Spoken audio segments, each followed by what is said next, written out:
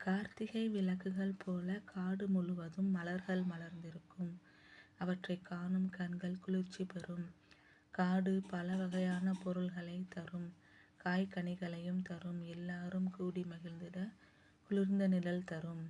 அங்கே வசிக்கும் குரங்குகள் மரக்கிளைகளில் உள்ள கனிகளை பறித்து உண்ணும். மரங்கள் வெயிலை மறைத்து நிழல் தரும். அடர்ந்த காடு வழி செல்வோர்க்கு தடையாய் இருக்கும்.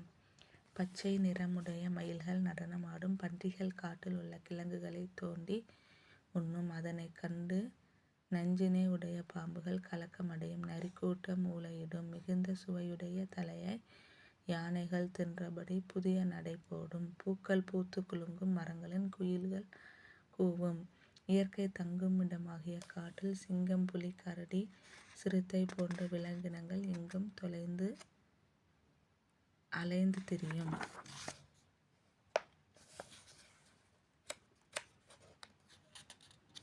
சரியான விடையை தேர்ந்தெடுத்து எழுதுக.